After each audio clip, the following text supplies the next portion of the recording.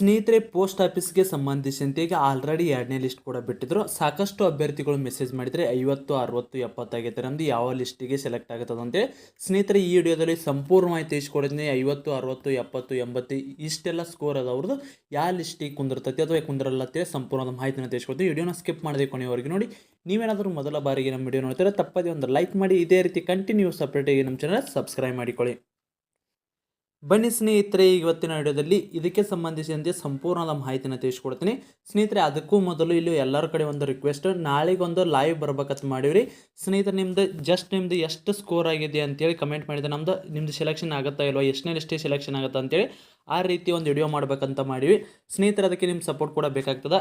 ನಾವೇನಾದರೂ ವಿಡಿಯೋ ಮಾಡಲೇಬೇಕಾಗಿತ್ತಪ್ಪ ಅಂದ್ರೆ ಪ್ರತಿಯೊಬ್ಬರು ವಿಡಿಯೋ ನೋಡಿದರೆ ಕಮೆಂಟ್ ಮೂಲಕ ಎಸ್ ಅಂತ ಕಮೆಂಟ್ ಮಾಡಿ ಒಂದು ಲೈಕನ್ನು ಮಾಡಿದ್ರೆ ನಾಳೆ ತಪ್ಪದೆ ನಾವು ಕೂಡ ನಾಳೆ ಲೈವ್ ಅನ್ನು ಬರ್ತೀವಿ. ಅದಕ್ಕಾಗಿ ಇದಕ್ಕೆ ನೀವು ಪ್ರತಿಯೊಬ್ಬರು ಕೂಡ ಕಮೆಂಟ್ ಮೂಲಕ ರೆಸ್ಪಾನ್ಸನ್ನು ಮಾಡಿ ಅಂತ ಹೇಳ್ತಾ ಬನ್ನಿ ಸ್ನೇಹಿತರೆ. ಹಾಗಿದ್ದರೆ ಸ್ನೇಹಿತರೆ, ಆದಷ್ಟು 50, 60, 70, 80 ಆದವರು ಪ್ರತಿಯೊಬ್ಬರು ಕೂಡ ಬೇರೆ ಹುದ್ದೆಗಳಿಗೆ ಸಂಬಂಧಿಸಿದಂತೆ ಸ್ಟಡಿಯನ್ನು ಮಾಡಿರಿ.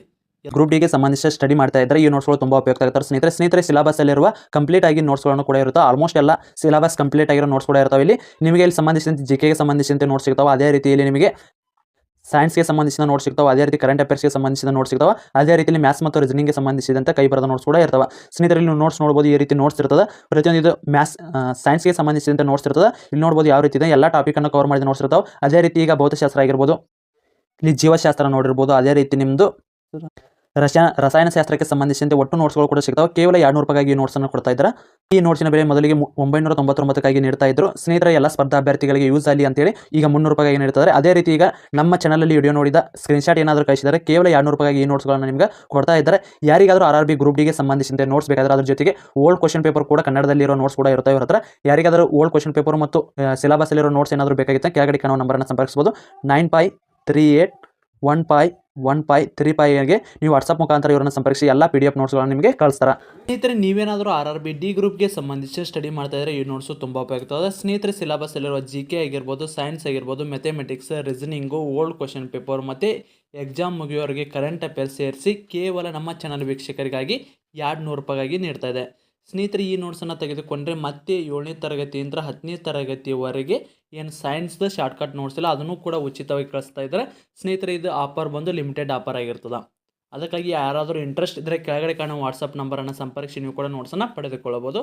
ತುಂಬ ಉಪಯುಕ್ತವಾದ ನೋಟ್ಸ್ ಇರುತ್ತೆ. ಇಂಟ್ರೆಸ್ಟ್ ಇರೋರು ಮಾತ್ರ ವಾಟ್ಸಪ್ ಮುಖಾಂತರ ಮೆಸೇಜನ್ನು ಮಾಡಿರಿ, ಯಾರು ಕೂಡ ಕಾಲನ್ನು ಮಾಡೋಕ್ಕೆ ಹೋಗಬೇಡ್ರಿ. ಸ್ನೇಹಿತರೆ, ಸಾಕಷ್ಟು ಅಭ್ಯರ್ಥಿಗಳು ಕೇಳಾಕತ್ತಿದ್ರಿ ನಂದು 60 ಆಗೈತೆ ರೀ, 70 ಆಗೈತಿ, 80 ಆಗೈತಿ, 90 ಆಗೈತಿ. ಹಾಗಿದ್ದರೆ ನಂದು ಎಷ್ಟನೇ ಲಿಸ್ಟಿಗೆ ಸೆಲೆಕ್ಷನ್ ಹಾಕೀನಿ. ನಾ ಈ ಹುದ್ದೆಗಳಿಗೆ ಸಂಬಂಧಿಸಿದಂತೆ ಹೋಪನ್ನು ಇಟ್ಟುಕೊಂಡು ಕುಂದಿರಲ್ಲ ಬೇಡ ಅಂತ ಕೇಳಾಕತ್ತಿದ್ರಿ. ಎಲ್ಲರಿಗೂ ಕೂಡ ಭಾಷೆ ಅರ್ಥ ಆಗ್ತದೆ ಅಂತೀನಿ. ಯಾಕಂದ್ರೆ ಉತ್ತರ ಕರ್ನಾಟಕದವರು ಸ್ವಲ್ಪ ಈ ರೀತಿ ಬರ್ತಾವೆ. ಅದಷ್ಟೊಂದು ಲಿಸ್ಟಿಗೆ ಸೆಲೆಕ್ಟ್ ಆಗುತ್ತೆ ಇಲ್ಲೋದನ್ನ ಕುಂದಿರ್ತದಿಲ್ಲಪ್ಪ ಅಂದ್ರೆ ಸೆಲೆಕ್ಟ್ ಆಗುತ್ತಾ ಇಲ್ಲ ಅಂತೇಳಿ ಕೇಳಾಕತ್ತಿದ್ರಿ. ಸ್ನೇಹಿತರೆ, ಇಲ್ಲಿ ಏನು ಇಂಪಾರ್ಟೆಂಟಪ್ಪ ಅಂದ್ರೆ ನಿಮ್ಮದು 60, 50, 60, 70 ಈ ಸ್ಕೋರ್ ಏನಾದರೂ ಇತ್ತಪ್ಪ ಅಂದ್ರೆ ನಿಮ್ಮದು, ಅದರಲ್ಲೂ ಅಂಗವಿಕಲ ಅಭ್ಯರ್ಥಿ ನೀವೇನಾದರೂ ಆಗಿದ್ರಪ್ಪ ಅಂದ್ರೆ ಇಲ್ಲಿ ನಿಮ್ಮದು ಜಸ್ಟ್ 70+ ಇದ್ದರೂ ಕೂಡ ಕೇವಲ ಎಷ್ಟು 70-90% ಏನು ಅಂಗವಿಕಲ ಅಭ್ಯರ್ಥಿಗಳು ಏನಿರ್ತಾರಲ್ಲ ಸ್ಕೋರ್ ಆದವರು, ನಿಮ್ಮದು ಕೇವಲ ಒಂದು 100 ಮಂದಿ ಆ ಪೋಸ್ಟ್ ಇದ್ದಂದ್ರೆ ಅದರಲ್ಲಿ ನಿಮ್ಮದು 70-90 ಇರೋರು ಕೇವಲ 0 ಪಾಯಿಂಟ್ ಅಂದ್ರೆ 100ಕ್ಕೆ ಎಷ್ಟು ಜನಕ್ಕೆ ಸೆಲೆಕ್ಟ್ ಆಗ್ತಿರಪ್ಪ ಅಂದ್ರೆ 70ರಿಂದ 90 ಆಗೋರು ಕೇವಲ 2% ಅಂದ್ರೆ 100ಕ್ಕೆ 2 ಮಂದಿ ಮಾತ್ರ ಆಯ್ಕೆ ಹಾಕಿರಿ. ಇನ್ನು ಉಳಿದವರು ಏನಿದೆಲ್ಲ 90+ ಆದವರು ಮಾತ್ರ ಸೆಲೆಕ್ಟ್ ಹಾಕಿರಿ. ಇದು ಬಂದು ಅಂಗವಿಕಲ ಅಭ್ಯರ್ಥಿದ ಹೇಳಾಕತ್ತೀನಿ ರೀ. ಇವ್ರದೇ ಇಷ್ಟ ಆತಂದ್ರೆ ನಿಮ್ದು ಹಾಗಿದ್ರೆ ಏನೋ ಅಂಗವಿಕಲ ಅಭ್ಯರ್ಥಿ ಅಲ್ಲಪ್ಪ ಅನ್ನೋರ್ದು ಯಾವ ರೀತಿ ಇರ್ತದಂತ ನೋಡಿದವ್ರ. ಸ್ನೇಹಿತರೆ, ನೀವು ಅಂಗವಿಕಲ ಅಭ್ಯರ್ಥಿ ಒಳಗೆ SC ಆಗಿರಲಿ, ST ಆಗಿರಲಿ, OBC ಆಗಿರಲಿ, EWS ಆಗಿರಲಿ ಅಥವಾ ಜನರಲ್ ಕ್ಯಾಟಗರಿ ಆಗಿರಲಿ, ಸ್ನೇಹಿತರೆ ನಿಮ್ಮದು ಆಲ್ಮೋಸ್ಟ್ ಎಲ್ಲ 90+ ಆಗಿದ್ರೆ ಸೆಲೆಕ್ಷನ್ ಜಾಸ್ತಿ ಜನ ಹಾಕವು. ಉಳಿದಿದ್ದೆಲ್ಲರದು ಕಡಿಮೆ ಪರ್ಸೆಂಟ್ ಅವ್ರದ್ದು ಹಾಕವು ಇಲ್ಲ ನಂಗಲ್ಲ ಕಡಿಮೆ, ಎಷ್ಟು 100ಕ್ಕೆ 2% ತಿಳಿತಲ್ಲ. ಯಾಕಂದ್ರೆ ನಾವೀಗ ಅನಲೈಸಿಸ್ ಅನ್ನಂದರೆ ಭಾಳ ಈಗ ಲಾಸ್ಟ್ ಟೈಮ್ದು 1ರಿಂದ 6 ಲಿಸ್ಟ್ ಚೆಕ್ ಮಾಡಿವ್ರಿ. ಈಗ ಅದೇ ರೀತಿ ಈ ವರ್ಷದ್ದು 2 ಲಿಸ್ಟ್ ಚೆಕ್ ಮಾಡಿ ಇದನ್ನೆಲ್ಲ ಟ್ಯಾಲಿ ಮಾಡಿ ಈಗ ನಿಮಗೆ ವಿಡಿಯೋನ ಮಾಡಾಕತ್ತಿದ್ರಿ. ಇದು ಪಕ್ಕ 100% ಜೆನ್ಯೂನ್ ಇರ್ತೈತಿ, ಯಾರು ಕೂಡ ತಲೆ ಇರ್ತೈತಿ. ಅದಕ್ಕಾಗಿ ಪ್ರತಿಯೊಬ್ಬರು ಕೂಡ ಇಷ್ಟು ಸ್ಕೋರ್ ಆಗಿದ್ರೆ ಈ ಹುದ್ದೆಗಳಿಗೆ ಸಂಬಂಧಿಸಿದ ಹೋಗ್ಬಿಟ್ಕೋರಿ, ಇಲ್ಲ ಅಂದರೆ ಬೇರೆ ಹುದ್ದೆಗಳಿಗೆ ನೀವು ತಯಾರಿನಾದರೂ ನಡೆಸಬೇಕಂತೇಳಿ ಅನ್ನುವ ಕಾರಣಕ್ಕಾಗಿ ಇದನ್ನು ನಾನು ನಿಮಗೆ ಹೇಳ್ತಾ ಇರೋದು. ನೆಕ್ಸ್ಟ್ ನಮ್ದು ಯಾವುದೇ ರೀತಿಯ ಮೀಸಲಾತಿ ಇಲ್ರಿ, ಅಂದರೆ ಅಂಗವಿಕಲ ಅಭ್ಯರ್ಥಿ ಇಲ್ಲ ಅಂಥ ಅಭ್ಯರ್ಥಿಗಳು ಎಷ್ಟು ಅಂಕಗಳನ್ನ ತೆಗೆದುಕೊಂಡ್ರು ಈ ಹುದ್ದೆಗಳಿಗೆ ಹೋಗ್ಬಿಟ್ಕೋಬೇಕಂದ್ರೆ ನಿಮ್ದು ಏನಾದರೂ 50 ಅಂಕ ಆಗಿತ್ತಂದ್ರೆ ಹೋಗ್ಬಿಟ್ಕೋಕೆ ಹೋಗ್ಬೇಡ್ರಿ. ನೀವು SC ಆಗಿರಲಿ, ST ಆಗಿರಲಿ, OBC ಆಗಿರಲಿ, ಜನರಲ್ ಕ್ಯಾಟಗರಿ ಆಗಿರಲಿ, ಅದೇ ರೀತಿ EWS ಆಗಿರಲಿ, 50 ಆಗಿತ್ತಂದ್ರೆ ನಿಮ್ದು ಯಾವುದೇ ಕಾರಣಕ್ಕೂ ಈ ಹುದ್ದೆಗಳಿಗೆ ಸಂಬಂಧಿಸಿದಂತೆ ಆಯ್ಕೆ ಆಗಲ್ಲ. ಅದೇ ರೀತಿ 60 ಆದರೂ ಕೂಡ ಆಯ್ಕೆ ಆಗಲ್ಲ, 70 ಆದರೂ ಕೂಡ ಆಯ್ಕೆ ಆಗಲ್ಲ, ಅದೇ ರೀತಿ 80 ಆದರೂ ಕೂಡ ಆಯ್ಕೆ ಆಗಲ್ಲ. ತಿಳಿತಲ್ಲ? ಯಾಕಂದ್ರೆ ಈಗ ಕೊರೋನಾ ಅಭ್ಯರ್ಥಿಗಳು ಆಗೋವರೆಗೂ ನೀವು ಅವ್ರದ್ದೇ ಸೆಲೆಕ್ಷನ್ ಹಾಕವ್ರಿ, ನಿಮ್ದಂತರೂ ಆಗಲ್ಲ. ಇನ್ನು 80ರವರೆಗೂ ಆಗಲ್ಲ ಅಂದ್ರೆ 80ರಿಂದ ಅಂದರೆ 80ರ ಮೇಲ್ಪಟ್ಟು 80ರಿಂದ 90 ಏನಿಷ್ಟು ಇದೈತಲ್ಲ ಈ ಸ್ಕೋರ್ ಇದ್ದವರು ಇವರು ಆಯ್ಕೆ ಹಾಕಿರಿ. ಎಷ್ಟು ಪರ್ಸೆಂಟ್? ಕೇವಲ 1ರಿಂದ 2%, ಎಲ್ಲಿಗೆ ಒಬ್ಬರು ಹಾಕಿರಿ. ತಿಳಿತಲ್ಲ? 100 ಜನದಲ್ಲಿ ಒಬ್ಬರು ಇಬ್ಬರು ಇರ್ತಾರೆ. ಇದು ಪಕ್ಕ ಇರ್ತೈತಿ. ಬೇಕಾದ್ರೆ ಪ್ರತಿಯೊಂದು ಲಿಸ್ಟ್ ತೆಗೆದು ನೋಡ್ರಿ, ಅದೇ ರೀತಿ ನೆಕ್ಸ್ಟ್ ಬರೋ ಲಿಸ್ಟನ್ನು ಕೂಡ ತೆಗೆದು ನೋಡ್ರಿ, ಇದೇ ರೀತಿ ಆಗ್ತದೆ. ಎಷ್ಟು? 80ರಿಂದ 90 ತಗೊಂಡವರು ಕೇವಲ 1 ಅಥವಾ 2 ಇಷ್ಟೇ ಜನ ಆಯ್ಕೆ ಹಾಕಿರಿ. ಇದು 6 ಲಿಸ್ಟ್ ಬಿಟ್ಟರೆ ಹೇಳಕತ್ತಿದ್ರಿ, ಇದು 6ನೇ ಲಿಸ್ಟ್ವರೆಗೂ ಕೂಡ ಟ್ಯಾಲಿ ಮಾಡಿ ಹೇಳ್ತಾರೆ ಇದು. ನೆಕ್ಸ್ಟ್ ಅದೇ ರೀತಿ ನಮ್ಮದು 90+ ಐತ್ರಿ. 90 ಇಂದ್ರ 92, 93 ಐತಿ. ಇಂಥ ಅಭ್ಯರ್ಥಿಗಳು ಏನು ಮಾಡಬೇಕು? 90ರಿಂದ 91, 92, 93 ಲಾಸ್ಟ್ ಅಂದ್ರೆ 92, 93 ಮಟ್ಟ ಇದ್ದವರು ಆದಷ್ಟು ನೀವು 5ನೇದು ಮತ್ತು 6ನೇ ಲಿಸ್ಟಿಗೆ ಕಾಯ್ಬೇಕ್ರಿ. ಅಂದಾಗ ಮಾತ್ರ ನೀವು ಸೆಲೆಕ್ಷನ್ ಹಾಕಿರಿ, ಅಲ್ಲಿವರೆಗೆ ಸೆಲೆಕ್ಷನ್ ಆಗಲ್ಲ. ಪಕ್ಕ ಬೇಕಾದ್ರೆ ನೋಡ್ಕೋರಿ, ಇದೇ ರೀತಿ ಆಗ್ತದೆ. 100% ಬರ್ಕೊಡ್ತೀನಿ, ಪಕ್ಕ ಇದೇ ರೀತಿ ಇರ್ತದೆ. ಯಾಕಪ್ಪ ಅಂದ್ರೆ ನೀವು ಓಲ್ಡ್ ಎಲ್ಲ ನೋಡಿದಿರಿ, ಅದನ್ನೆಲ್ಲ ಚೆಕ್ ಮಾಡಿದಾಗ ಇದೇ ರೀತಿ ಐತಿ, ಅದನ್ನು ನೋಡ್ಕೊಂಡು ನಿಮಗೆ ಹೇಳಕತ್ತಿರೋದು. ಇನ್ನು ಅದೇ ರೀತಿ ನಮ್ಮದು 93+ ಆಗೈತೆ ರೀ. 93, 94, 95, 96, 97 ಈ ರೀತಿ ಸ್ಕೋರ್ ಆದವರು. ಅದರಲ್ಲೂ 93ರಿಂದ 95 ಆದವರು ನೀವು ಕೂಡ ಒಂದಿಷ್ಟು ಕ್ಯಾಟಗರಿಗೆ ಅಭ್ಯರ್ಥಿಗಳು ಒಂದಿಷ್ಟು ಆಯ್ಕೆ ಹಾಕಿರಿ, ಬಟ್ ಒಂದಿಷ್ಟು ಮಂದಿ ಆಗಲ್ಲ. ಯಾಕಪ್ಪ ಅಂದ್ರೆ ಇಲ್ಲಿ ಜಿಲ್ಲೆಗೆ ಅನುಗುಣವಾಗಿ ಸ್ವಲ್ಪ ಕಟಾಪು ವೇರಿಯೇಷನ್ ಹಾಕಿರ್ತದೆ. ನೀವು 93ರಿಂದ 95 ಒಳಗಡೆ ಏನಿದಿರಲ್ಲ, ಆಸ್ಪಾಸ್ ಇದಿರಲ್ಲ, ನಿಮ್ಮದು ಕೂಡ ಈಗ 3 ಅಥವಾ 5ನೇ ಲಿಸ್ಟ್ನ ಒಳಗಡೆ ಬರ್ತದೆ ರೀ. ಕೆಲವೊಂದಿಷ್ಟು ಜನದ ಬರ್ತದೆ. ಯಾವ ರೀತಿ ಅಂದ್ರೆ 50% ಇದೆ. 100ರಲ್ಲಿ 50 ಮಂದಿದಾದರೂ ಕೂಡ ಇಲ್ಲಿ ಸೆಲೆಕ್ಷನ್ ಆಗ್ತದೆ. ತಿಳಿತಲ್ಲ? ಇನ್ನು ಅದೇ ರೀತಿ 95ರಿಂದ 97ವರೆಗೆ ಇದ್ದವ್ರದ್ದು ಎಷ್ಟಾಗತ್ತಪ್ಪ ಅಂದ್ರೆ ಇಲ್ಲಿ ನೀವು ಕೂಡ ಆಯ್ಕೆ ಹಾಕಿರಿ. 100ಕ್ಕೆ 70ರಿಂದ 80% ನೀವು ಇರ್ತೀರಿ. ಇದನ್ನು ಹೇಳ್ತಾ ಇರೋದು ನೆಕ್ಸ್ಟ್ ಲಿಸ್ಟಿಗೆ ರೀ. 4, 5, 6 3ನೇ ಲಿಸ್ಟಿಗೂ ವೇರಿಯೇಷನ್ ಎಷ್ಟಾಗುತ್ತೆ ಅದನ್ನು ಕೂಡ ತಿಳಿಸ್ತೀನಿ ಇಲ್ಲಿ. ಯಾಕಪ್ಪ ಅಂದರೆ ಇದೆ ಸಾಕಷ್ಟು ಅಭ್ಯರ್ಥಿ ಈ ಹುದ್ದೆಗಳನ್ನ ನಮ್ಮದು ಸ್ಕೋರ್ ಆಗೈತೆ ರೀ, ಅದಕ್ಕಾಗಿ ನಾವು ಕಾಯ್ಕೊಂಡು ಕೂತೀವಿ ಅಂತ ಸಾಕಷ್ಟು ಅಭ್ಯರ್ಥಿಗಳು ಇದೇ ಮೆಸೇಜ್ ಬಂದಿದ್ದು. ಅದೇ ರೀತಿ ಅದನ್ನೆಲ್ಲ ಟ್ಯಾಲಿ ಮಾಡ್ಕೊಂಡು ಇಲ್ಲಿ ಎಷ್ಟು ಆಗುತ್ತೆ ಇಲ್ಲ ಅಂತೇಳಿ ಡೀಟೇಲ್ ಆಗಿ ತಿಳಿಸಾಕತ್ತೀವಿ ರೀ. ಇನ್ನು ಅದೇ ರೀತಿ 97, 98 ಅಥವಾ 99 ಈಗ 97 ಆದವರು ಕೂಡ ಒಂದಿಷ್ಟು ಅಭ್ಯರ್ಥಿಗಳದ್ದು ಸೆಲೆಕ್ಟ್ ಆಗಿಲ್ಲ. ಬೇಕಾದ್ರೆ ಕಮೆಂಟ್ ಮಾಡಂದ್ರೆ ಸಾಕಷ್ಟು ಅಭ್ಯರ್ಥಿಗಳು 97 ಆದವರು ಕೂಡ ಈ ಸಾರಿ ಸೆಲೆಕ್ಟ್ ಆಗದೆ ಇರೋರು ಅದೇ ರೀ.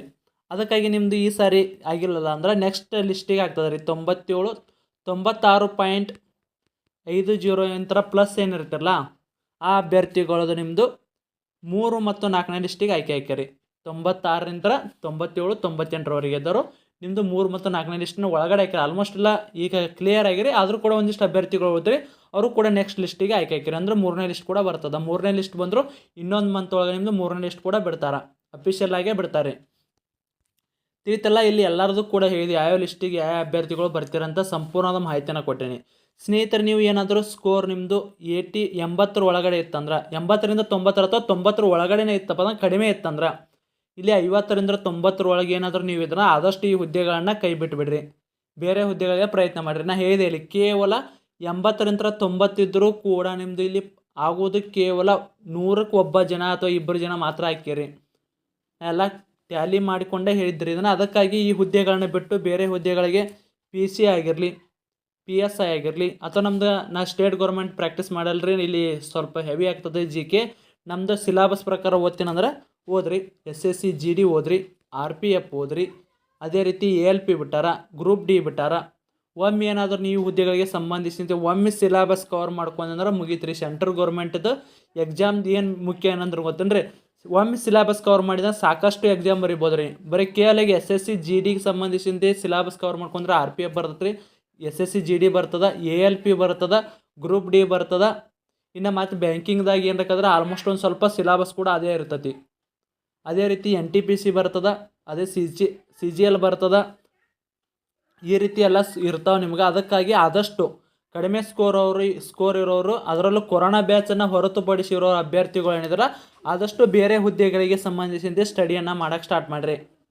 ಸ್ಕೋರು ಈ ಸಾರಿ ತುಂಬ ಹೈ ನಿಲ್ಲಕತ್ತೈತಿ. ಯಾಕಂದರೆ ಇಷ್ಟು ದಿನ ಲಾಸ್ಟ್ ಟೈಮ್ ಒಂದಿಷ್ಟು ಅಭ್ಯರ್ಥಿಗಳಿಗೆ ಈ ಹುದ್ದೆಗಳನ್ನ ಕರೆದಿದ್ದು ಗೊತ್ತಿದ್ದಲ್ಲ. ವಿಪರ್ಯಾಸ ಅಂದ್ರೆ ನಮ್ಮ ಊರದಾಗ ಒಬ್ಬಂದ್ರೆ 96 ಆಗೈತಿ. ಇದುವರೆಗೂ ಕೂಡ ಒಂದು ಈ ಲಿಸ್ಟ್ ಕರೆದಾರ ಅನ್ನೋದು ಕೂಡ ಗೊತ್ತಿಲ್ಲ. ಇದಕ್ಕೆ ಅರ್ಜಿ ಕೂಡ ಸಲ್ಲಿಸಿಲ್ಲ ರೀ. ಅವ್ನು ಫಿಕ್ಸ್ ಆಗತ್ತಿತ್ತು ಅಂದ್ರೆ 96 ಆದರೂ ಕೂಡ ಒಂದು ಸ್ವಲ್ಪ ಬ್ಯಾಕ್ವರ್ಡ್ ಇದ್ದ ಕಾರಣಕ್ಕಾಗಿ ಏನೂ ಗೊತ್ತಾಗಿಲ್ಲ. ಈ ರೀತಿ ಇರ್ತಾರೆ, ಗೊತ್ತಾಗಿರಂಗಿಲ್ಲ. ಅದಕ್ಕಾಗಿ ಅವ್ರು ಅರ್ಜಿನ ಕೂಡ ಸಲ್ಲಿಸಿಲ್ಲ. ನೆಕ್ಸ್ಟ್ ಟೈಮ್ ಮತ್ತೆ ಅರ್ಜಿ ಸಲ್ಲಿಸ್ತಾರೆ, ಮತ್ತೆ ಕಾಂಪಿಟೇಷನ್ ಅದೇ ರೀತಿ ಇರ್ತದೆ. ಇಲ್ಲಿ ಆಲ್ಮೋಸ್ಟ್ ಎಲ್ಲ 90+ ಆದವ್ರು ಕೂಡ ಇಲ್ಲಿ ಸೆಲೆಕ್ಷನ್ ಆಕಾರ. ಅದಕ್ಕಾಗಿ ಇದಕ್ಕಿಂತ ಕಡಿಮೆ ಇರೋರು ಏನಿದಲ್ಲ ಬೇರೆ ಹುದ್ದೆಗಳಿಗೆ ಸಂಬಂಧಿಸಿದ ಸ್ಟಡಿ ಮಾಡಿರಿ.